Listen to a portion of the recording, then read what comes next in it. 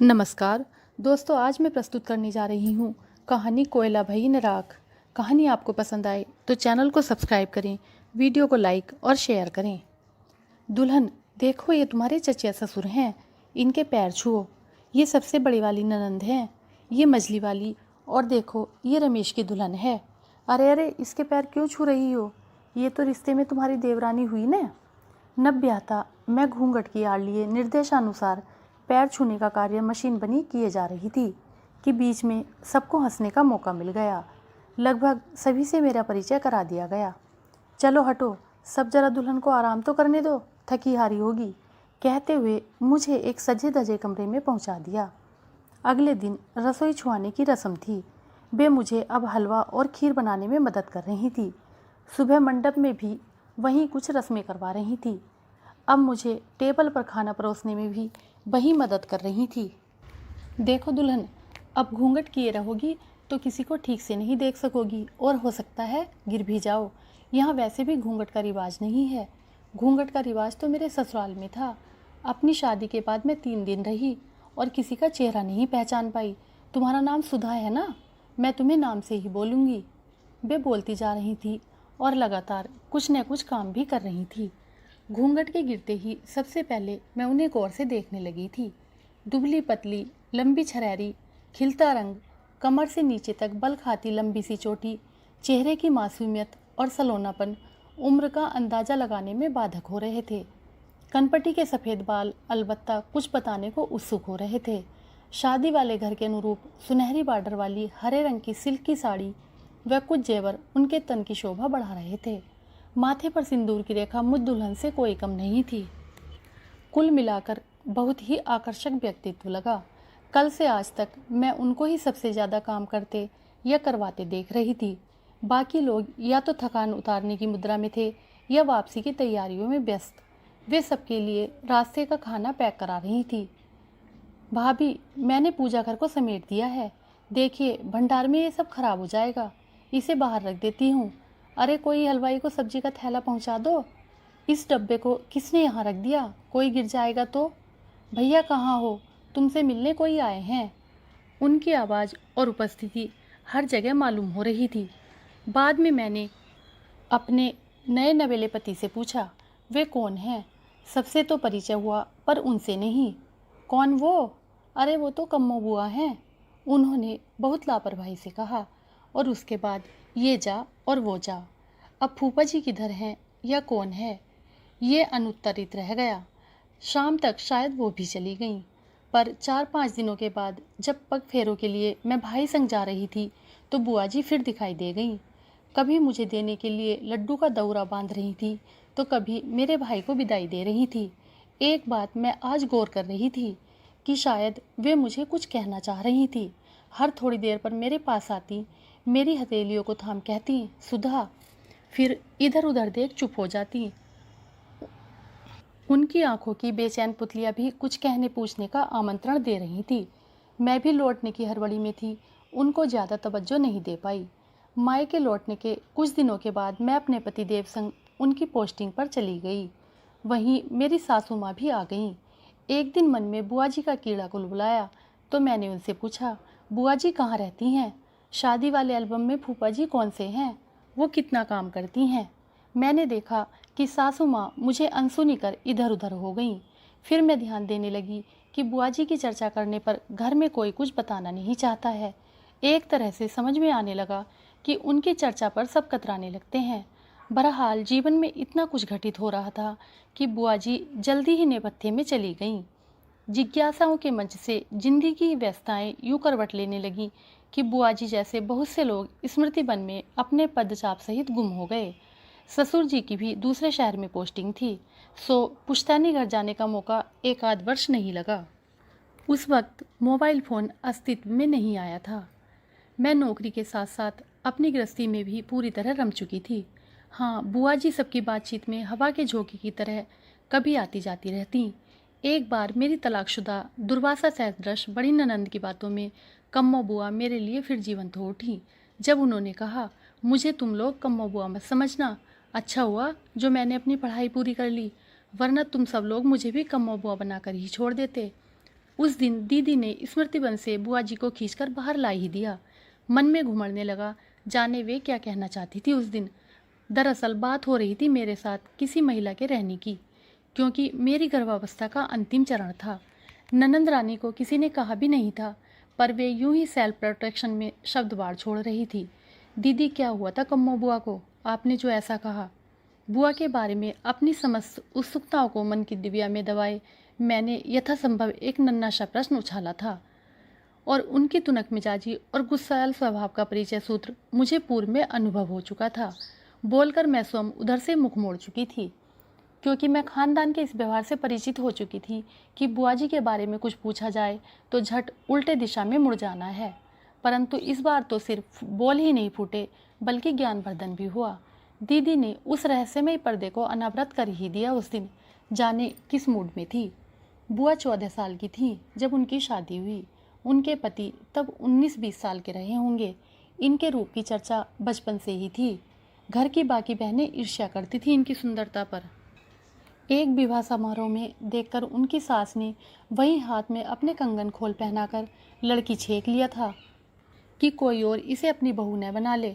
दूसरी बहनों के वर संधान में जहाँ दादा ससुर की एड़ियाँ घिस गई थी, वहीं सबसे छोटी कमला को बैठे बिठाए इतने बड़े घर से रिश्ता मिल गया था। इन सब के बीच उनकी कम उम्र को लेकर किसी को भी कोई फिक्र नहीं हुई थी। बहनों की आंखों का कांटा बन गया था कम्मों का सौभाग्य। शादी में अभी कुछ महीने थे, पर भाभी ससुराल से आए दिन कोई न कोई आता, उनसे मिलता और कुछ नेक पकड़ा कर ही जाता।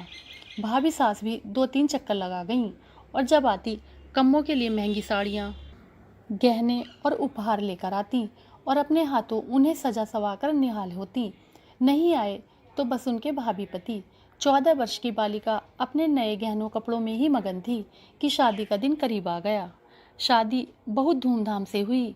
घर खानदान में वैसी वैभवशाली बारात नहीं आई थी। दादा ससुर जी ने भी दिल खोलकर स्वागत सत्कार किया। सबसे छोटी बेटी की विदाई जो थी, बारात 3 दिनों तक रखी गई थी। हर दिन चारों वक्त अलग अलग मेन्यू और मिष्ठान की व्यवस्था की गई थी। कम्मो बुआ के पति जब दरवाजे पर आए तो एक साथ कितनों के दिलों पर सांप लौट गया। कमला बुआ से पहली वाली बहन के मुंह से तो निकल भी पड़ा था, बाबूजी को मेरे वक्त इस लड़के का पता क्यों नहीं चला। दूल्हे को परिचते वक्त दिए की लौ से पान पत्ते को कुछ अधिक ही सेक लिया गया था, जिसने नवेले दूल्हे के गोरे मुखड़े पर जलने के लक्षण उभारने में कोई कसर नहीं छोड़ी और अपने दिल की भावना को उसके गाल पर परिलक्षित कर ही दिया। दर्द से तिलमिला सहम कर उसने भरे नैनों से उन्हें देखा था। एक विद्रूप सी हंसी के साथ मझली बुआ ने आरती परिछावन का थाल किसी और को पकड़ा दिया था, अपनी चमड़ी और दिल के रंग को अपनी करनी से चरितार्थ करते हुए। जयमाल का रिवाज न था। फेरों के वक्त भारी साड़ी और उस पर जड़ाऊ चादर के तले दबी सिमटी बुआ कपड़े गहने संभालती हुई दोहरी हुई जा रही थी। किन के संग फेरे लिए, किसने मांग भरी, उसका मुखड़ा तब तक नहीं देख पाई थी। विवाह समाप्त होते होते भोर हो गई। विदाई का मुहूर्त सूर्योदय से पहले का ही था, सो कहवर की रस्मों को जल्दी निपटाकर खोइचा भर उनकी विदाई कर दी गई। 3 दिनों से मेहमान बने उनिंदे से सारे बाराती झटपट पहले से तैयार बस में जा बैठे थे।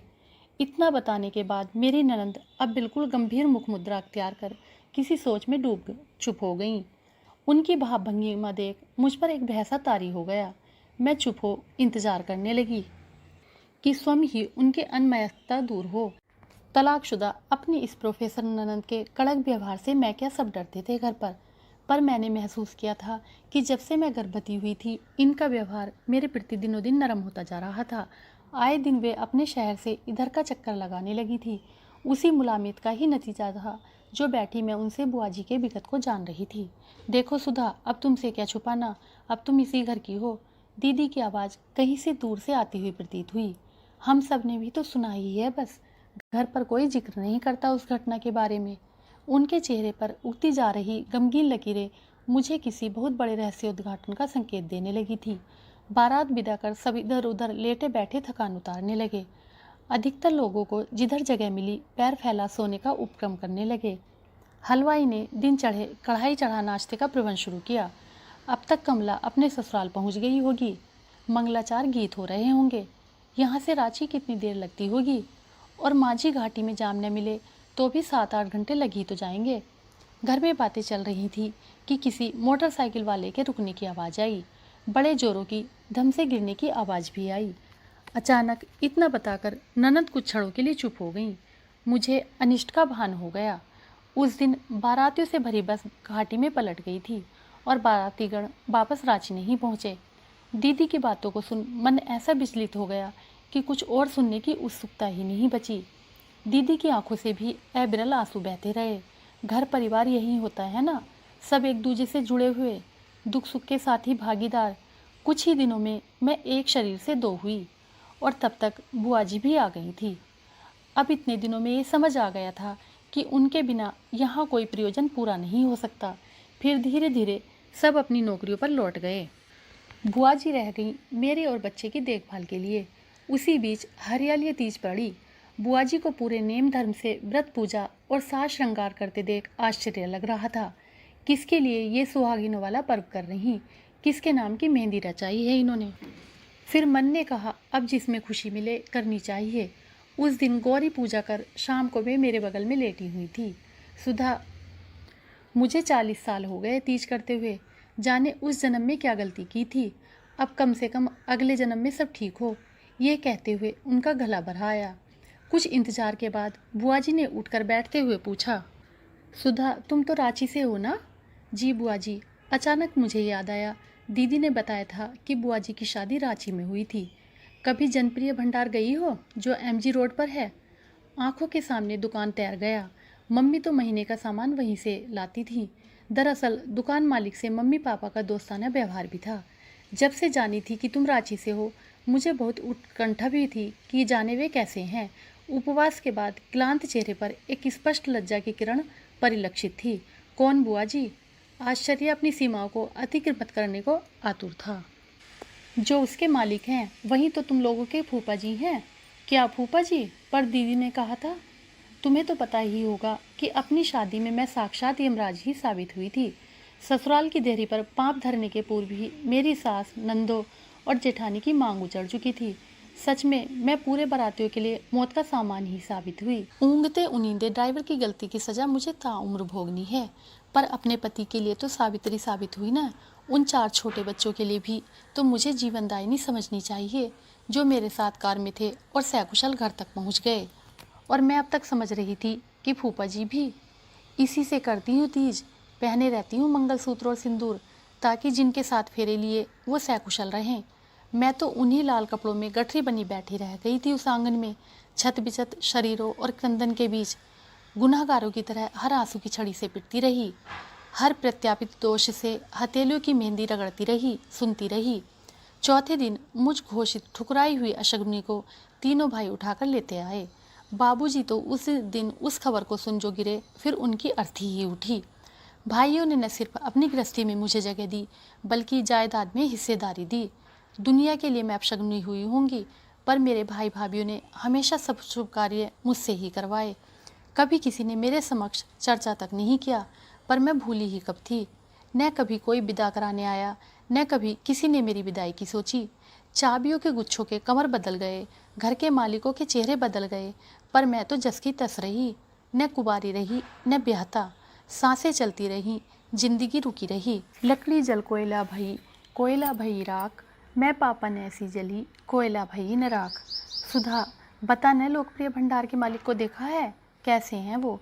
बुआ जी निर्विकार भाव से बार बार पूछ रही थी और मेरी आंखों के समक्ष तैर गया जनप्रिय भंडार के मालिक का सुंदर गौरवर्ण, लंबा ऊंचा कद, मुस्कुराता सौम्य चेहरा, जिन्हें मैंने सैकड़ों बार बचपन से देखा होगा। मन ही मन में जोड़ने लगी इन दोनों को। एक सपना बनने बिगड़ने लगा। बुआ फूफा जी को साथ कर देने की स्वप्निल बदरिया तैरने लगी इन पगले नैनों में। पर घर के लोग जब इस विषय पर तटस्थ रहते हैं, तो मैं क्यों 40 वर्ष के गड़े मुर्दे उखाड़ने का काम करूं? नहीं बुआ जी, मैंने तो नहीं देखी ऐसी कोई दुकान। मेरे इस सपाट पटाक्षेप पर उन्होंने अविश्वसनीय दृष्टि से मुझे ताका। मैंने पारिवारिक परंपरा को निभाते हुए मुंह घुमा लिया। देर तक अपनी पीठ पर उनके प्रश्नवाचक नयनों के तीर को महसूस करती रही। अलबत्ता अपनी मम्मी से उनके बारे में अवश्य बातें करती रही। मम्मी ने ही बताया कि फूफा जी ने दोबारा शादी नहीं की थी और सारी जिंदगी भाभी, बहनों और दूसरों के बच्चों को पालने में होम किया, मानो कोई प्रायश्चित करते रहे। अब अकेलेपन की ज़िंदगी काट रहे हैं। एक बात मम्मी ने और की थी, बरसों से सुप्त पड़ी चिंगारी को हवा देना आरंभ कर दिया था। यदा कदा उनकी पत्नी यानी हमारी बुआ सास का जिक्र छेड़ उनकी वियोग गाथा भी सुना डालती थी। जो होता है संयोगवश नहीं बल्कि किसी कारण से घटित होता है, और मेरी शादी भी अकारण नहीं हुई होगी इस घर में। इधर कुछ दिनों से मम्मी ने फूफा जी की बीमारी और अकेलेपन की बातें मुझे सुनानी शुरू कर दिया था। जिन रिश्तेदारों के लिए उन्होंने अपनी पत्नी को त्याग दिया था वे आज उन्हें त्याग चुके थे। लोग तो आजकल माँ बाप के नहीं होते हैं, तो फिर ये तो किसी के मामा थे तो किसी के चाचा। समय के साथ सबके घाव भर गए, सब जिंदगी में आगे बढ़ गए, केवल रुकी रहीं बुआ जी और फूफा जी की जिंदगानियाँ। मैंने ऑफिस जाना शुरू कर दिया था। मैंने बुआ जी को वहाँ पुश्तैनी मकान में वापस नहीं जाने दिया। आखिर अकेले ही तो रहना होगा उन्हें वहाँ। हर कोई इतने बरस से उनसे स्वार्थी तो साधता आ रहा था परिवार में। मैं भी अपवाद नहीं थी। नहीं कहूँगी कि मैंने निस्वार्थी रोका था। उस दिन मेरे मम्मी पापा आने वाले थे। हम सब व्यस्त थे कि डोरबेल बज उठी। सुधा, लगता है तेरे मम्मी पापा आ गए। मैं दरवाज़ा खोलती हूँ। बुआ जी ने मुन्ने को गोद में खिलाते हुए कहा, मुन्ने की नानी आएंगी, नानी खिलौने लाएंगी, कहती बुआ दरवाज़ा खोलने लगी। सुधा, देख जरा कोई आया है बाहर, मैं नहीं पहचान रही। बुआ जी ने रसोई में आकर धीरे से मुझसे कहा। मैं रसोई से बैठक में आई तो मानो मुझे करंट लग गया। तभी पापा मम्मी भी अंदर आ गए। बुआ बुआ आओ इधर, मैंने कम्मो बुआ को पुकारा। बुआ इनसे मिलो, इनका रांची में जनप्रिय भंडार नाम की दुकान है। अब बुआ के चौंकने की बारी थी। वे आंखें मलती हुई दोबारा हड़बड़ी में बैठक में आ खड़ी हो गईं। सच में मेरे पापा मम्मी उस दिन मेरे ससुराल वालों के लिए खुशियों की चाबी लेकर आए थे। कमला, मैं तुम्हें लेने आया हूँ। जो गलती मैंने की है तुम्हारे साथ, उसकी कोई माफ़ी तो नहीं होगी, मैं जानता हूँ, पर जीवन संध्या में तुम संग होंगी तो कुछ प्रायश्चित अवश्य कर सकूँगा। जवानी तो कट गई, पर बुढ़ापा तनहा काटे न कट रहा। उन्होंने अपनी धीर गंभीर वाणी में कहा। बुआ इस ओचक आगत से अवाक थीं। अविश्वसनीयता से निढाल हो वहीं एक कुर्सी पर ढेर सी हो गईं। बस डबडबाई नैनों से सबको ताक रही थी, जिनमें हजारों हजार सवाल आंसुओं संग सैलाब बनने को आतुर हो रहे थे। जब तक सबने खाना पीना किया, मैंने उनका बक्सा तैयार कर दिया, जिसमें उनके कुछ कपड़े और दवाइयाँ थी। पर उनके आंसुओं को मैं कैसे समेटती, हजारों तन्हा रातों की बेबसी को कैसे भरती बक्से में। बक्सा तो इतना बड़ा था ही नहीं जो उस इल्ज़ाम को पनाह दे देता जिसकी मार वह ताउम्र झेलती रही थी। 14 साल की बच्ची के मानस पर छाई उस खौफनाक यादों को मैं क्या करती जो उम्र के साथ प्रौढ़ नहीं हुआ था।